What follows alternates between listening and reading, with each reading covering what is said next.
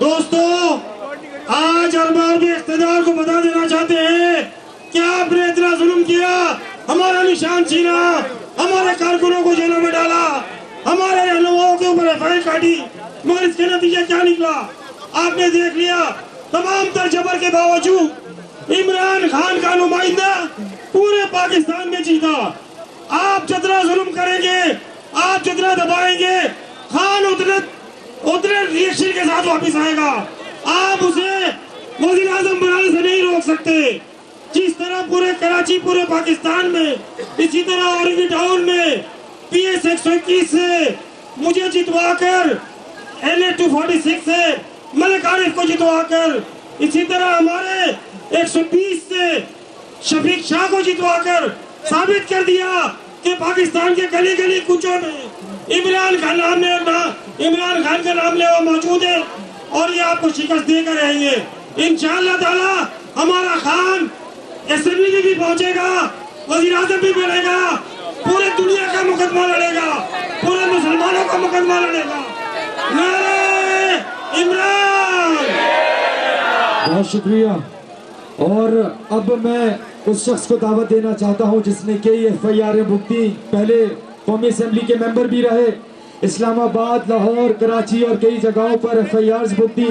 آج آپ لوگوں کے درمیان نیچے اسٹیج سے تحمل کے ساتھ کھڑے رہے، بہت سخت بولتے ہیں۔ آپ سب دوستوں کی بھرپور تالیوں میں عطا اللہ بھائی۔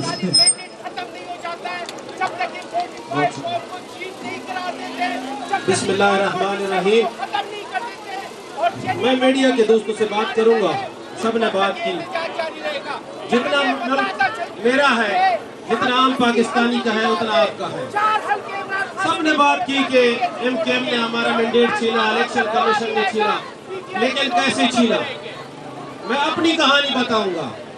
میری کہانی یہ ہے کہ 26,000 تقریباً مجھے لیڈ ملی، 3 بجے تک ہم نے رزلٹ اکٹھا کیا، لیکن جب میں RO آفس گیا تو وہاں پہ پولیس کے جوان کھڑے تھے، وہاں رینجر کے جوان کھڑے تھے، اور وہاں میرے آرمی کے جوان کھڑے تھے۔ مجھے بتائیں کہ میں انصاف کس سے مانگوں؟ RO کیسے رزلٹ چینج کر سکتا تھا اگر یہ بندوقوں کے سائے میں نہ ہوتا؟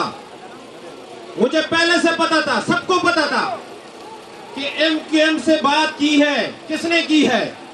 یہ ادارے ہمارے اپنے ہیں، لیکن اگر میرا ادارہ یہاں بیٹھ کر اپنے سیکٹر آفس میں عوام کے مینڈیٹ کو 8 فروری سے پہلے تقسیم کرے گا تو مجھے اس ادارے پہ کیسے اعتماد رہے گا؟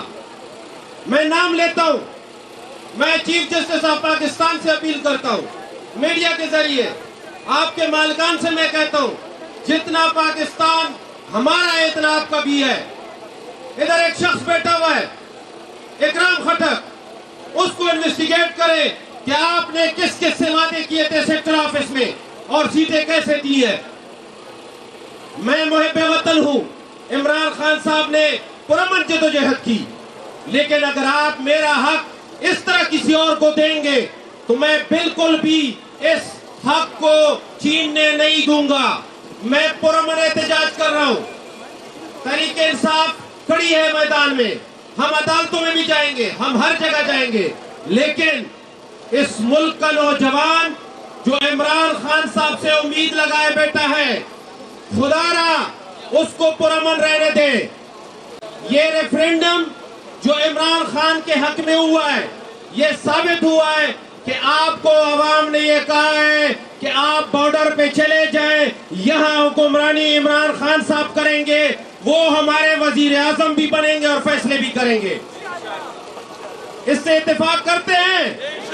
عمران خان صاحب نے فیصلے کرنے ہیں تو ہماری سپریم کورٹ سے بھی دوبارہ اپیل ہے، جناب چیف صاحب اور چیف آف آرمی سٹاف، ادارہ ہمارا ہے لیکن کچھ لوگ بیٹھ کر بدنام کر رہے ہیں، بدنام کر دیا، نفرتیں پلا دی۔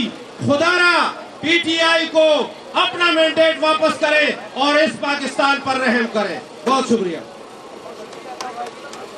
بہت شکریہ عطا بھائی۔